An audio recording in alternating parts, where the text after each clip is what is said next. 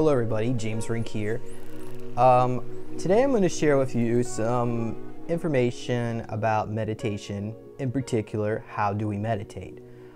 As far as the processes of meditation is concerned, there is primarily two types of meditation. Mindfulness meditation, which involves a mantra that could be, say, the phrase Om, Reem, something like that. Or it could be a phrase in some kind of foreign language which you may not even understand what it is, what you're saying. However, studies have shown that even if you don't understand it, the mantras have beneficial effects. The mantra could also be a symbol that you visualize in your mind over and over again. It could also be as simple as repeating, I'm a being of violet fire, I'm the purity God desires, which is the violet flame meditation. Now, studies have shown that when you do mindfulness meditation, that actually, there are parts of the brain that are enhanced through meditation, and one of the parts of the brain that's enhanced is the creativity area of the brain. So if you want to increase your intelligence and creativity, we suggest you do something called open monitoring meditation, which is where you just bring to awareness everything in the surroundings around you, and you can just let your mind drift off and go wherever direction it needs to go. Some people say you can just try to clear your mind and not think about anything at all. Whatever brings you joy, because that's what meditation is about helping you calm your mind. And there are many benefits of calming your mind. And actually, MRIs have shown that calming your mind shows an increase in the activity of the gray matter. So the gray matter, in particular, the hippocampus and the frontal areas of the brain, which are the frontal lobes, the prefrontal cortex. The more gray matter we have, the more positive we have in our emotions, our feelings, our emotional stability towards others, and heightened focus. So studies have actually proven that this actually helps. So yeah. Additionally, meditation also seems to have a benefit for the age-related effects on gray matter. It's not that necessarily meditation slows aging, it slows the cognitive effects of aging is probably a better way of putting that. Now, it is my belief it is possible to even de-age.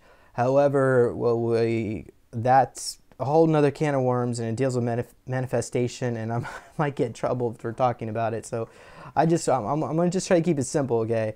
So, all right. Now, there are different parts of the brain that correspond to the meditation processes. For instance, the frontal lobe.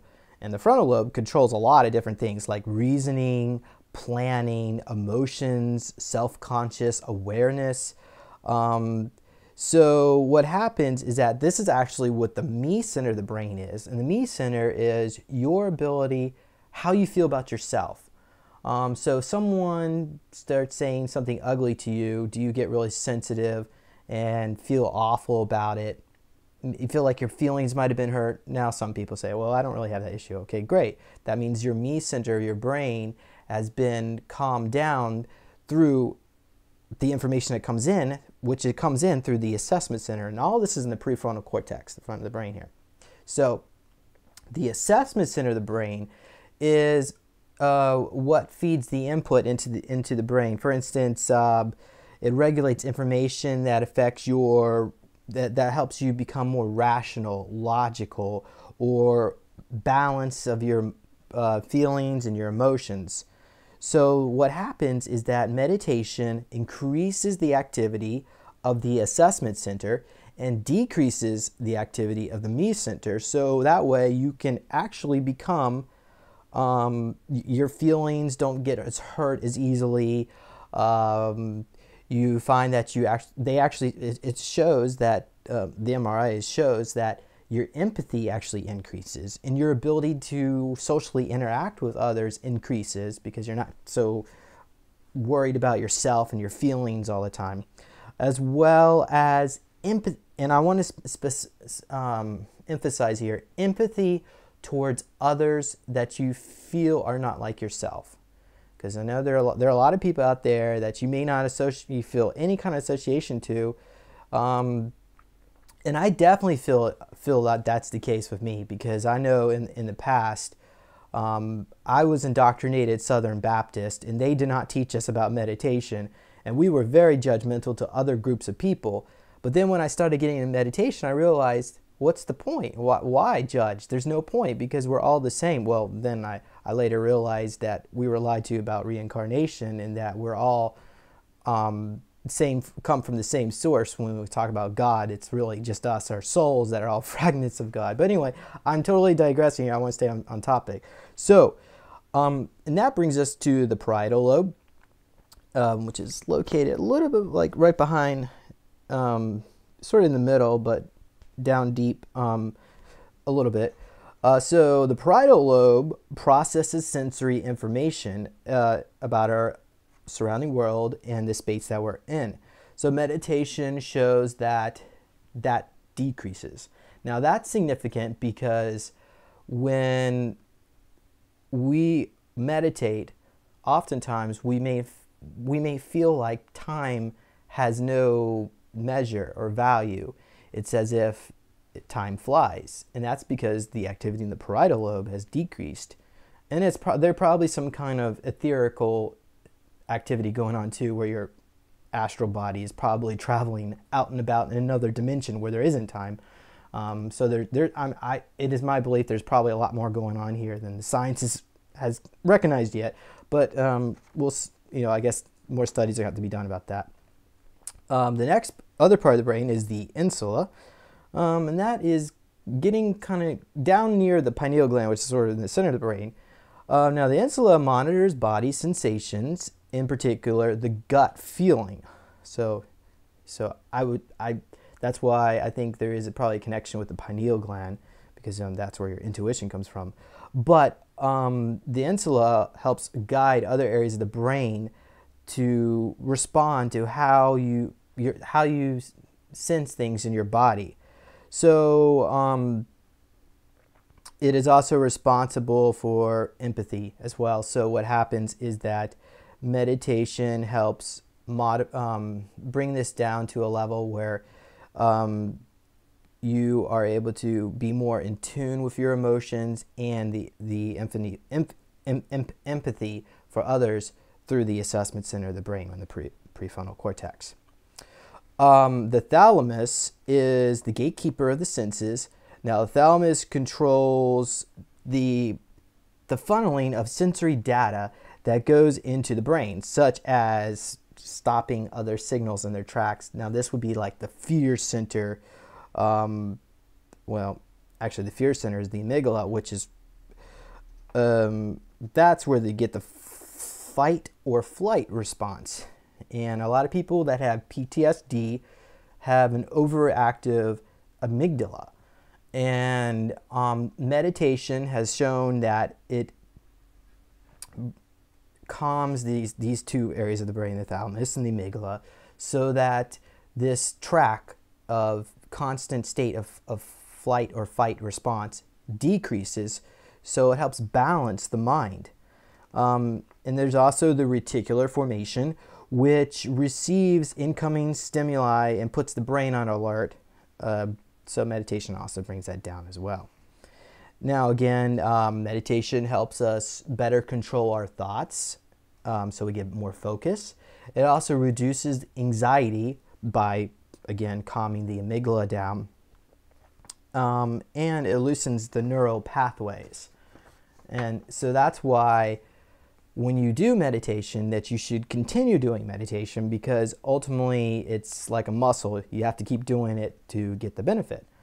All right, so, and also studies have shown that creativity is increased. There was a study by at the Leiden University in the Netherlands, studied focused attention and open monitoring attention. Again, focus is the mindfulness, where you focus on a mantra, and the open awareness is where you think about everything around you.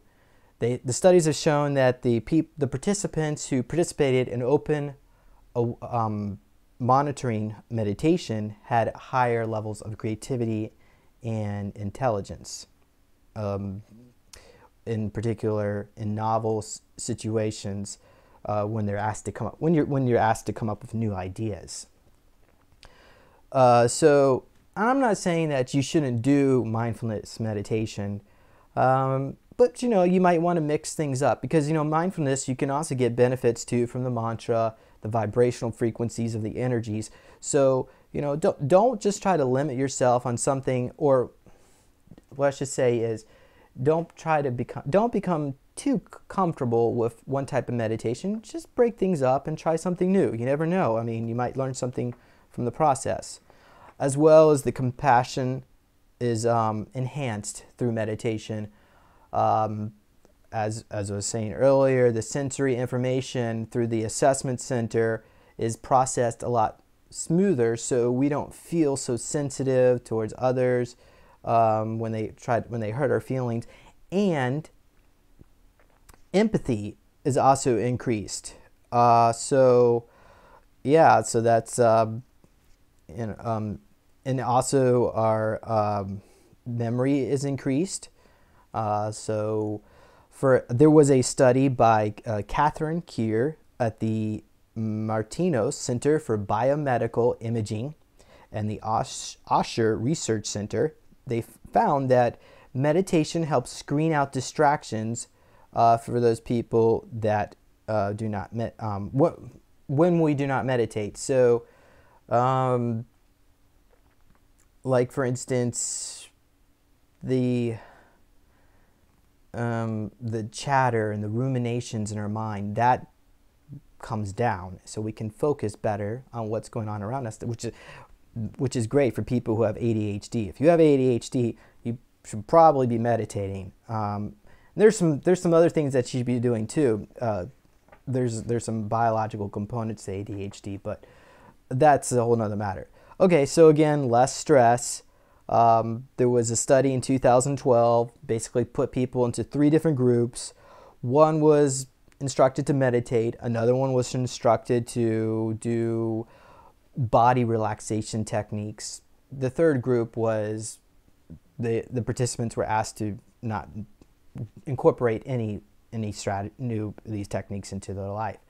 8 weeks later, meditation, the group that was conducting meditation, in particular, it was actually mindfulness meditation, had shown that they had a lot less stress. So, and then the group that was doing body relaxation techniques, which I guess was massages, they had some benefit, but not as much as meditation. So, yeah, if you get massages, go for it, but you should, if you really want to reduce stress, you need to meditate.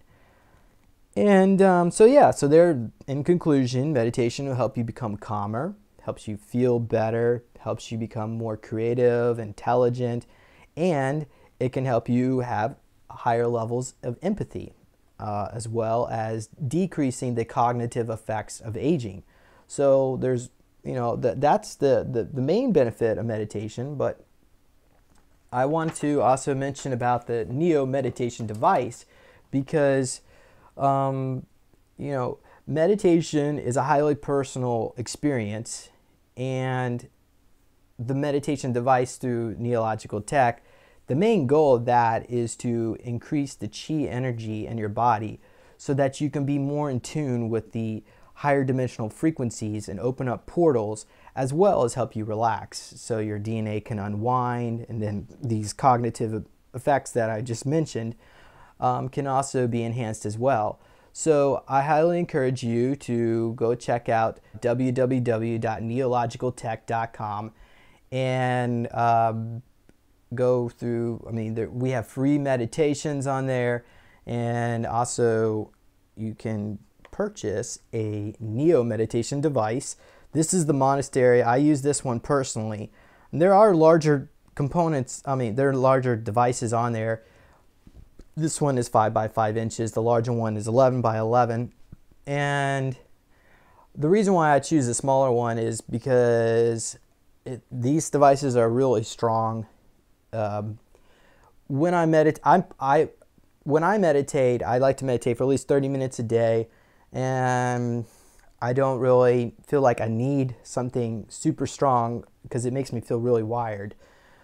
Some people don't really have the time to meditate 30 minutes a day. They want to do 10 minutes. Well, you should do at least 11 minutes a day, a minimum. And if that's you, then maybe you could try going with the larger units. We can also customize them for you. So if there's something special in mind, some special stones you want, or special configuration, we could do that as well. So we also have a water activator on the website. This is the Blue Lotus water activator. So this particular unit will help convert the water into H3O2 so that you can, it's actually called exclusion zone water, or EZ water. It's created through a proprietary method, and the benefit behind that, it helps to increase the water levels within your body, and it also polarizes the electrons so they have more of a negative spin, and anything that's a highly negative charge is good for healing and wellness. So it's an excellent tool to have. It'll help you out with your detoxing and your DNA activation process with the Neo meditation device. And yeah, so there you have it. So thanks everybody for listening in, and be sure to subscribe. Bye-bye.